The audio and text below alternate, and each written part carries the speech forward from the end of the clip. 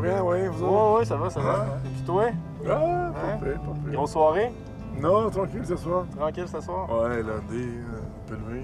Et lundi soir, hein? Tout le monde chez eux, là. Ouais. À part vous autres, hein? Ouais, ben c'est ça, nous autres, on a la grosse soirée, les lundi soir. Ouais. Ouais. On fait les projections douteux. C'était quoi cette soirée alors, oui?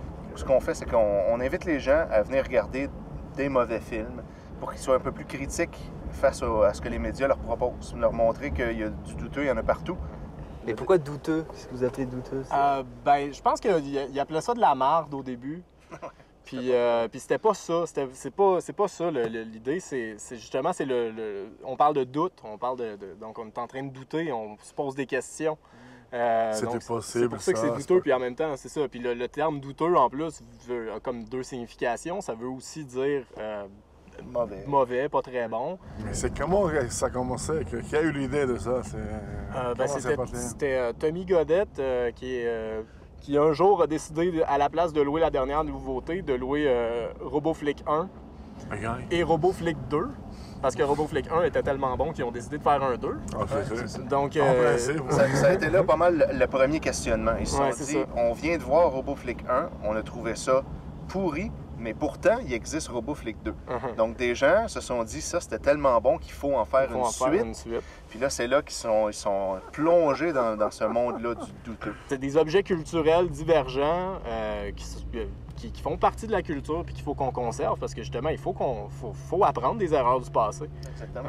Est-ce qu'il y a une partie de ça, quoi, développer la critique chez le public? Oui, c'est ça. C'est vraiment l'idée, c'est de réagir aux erreurs puis de se demander pourquoi ça a été fait comme ça. Parce que c'est facile de regarder un mauvais film puis juste de rire puis de dire c'est ridicule.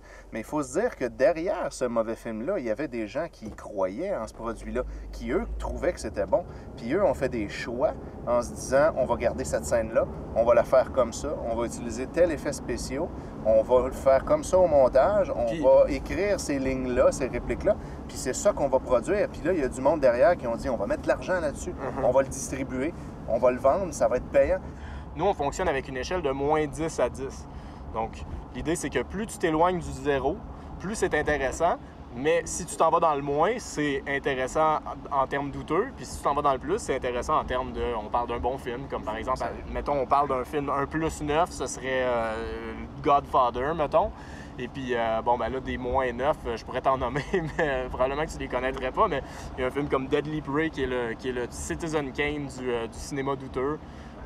Qu'on met à moins 9. Puis 0, ben, c'est une note hypothétique. Ce serait un mur blanc sans fond sonore. Ce serait l'ennui total. Quand les gens sont plus capables, quand c'est trop intense, trop mauvais, ben ils expriment ça en lançant les projectiles dans l'écran. On a vu des gens se faire lancer dans l'écran. On a vu des chaises. On a vu... c'est tellement que c'est insupportable. Il y a des fois où ça atteint un paroxysme. Là, et puis, Mais alors, est-ce que vous avez déjà réussi à atteindre le nanar ultime? On a Deadly Prey qui est, comme je disais, le Citizen Kane. C'est un moins 9.5. C'est un film qui n'arrête pas d'être mauvais. C'est drôle et con du début à la fin. Mais quoi, par exemple, comme moment... écoute, le moment le plus connu, je pense, de Deadly Prey, c'est à la fin, un des chefs des méchants, donc disons le bras droit du méchant. C'est drôle parce que justement, le bras droit du méchant vient de tuer la blonde de Danton, qui est le héros du film. Puis Danton l'attaque avec une machette, puis il coupe le bras avec sa machette, puis après ça, il le tue en le frappant avec son propre bras. Tout ça, c'est très bien fait également. On y croit, ça a l'air d'un vrai bras.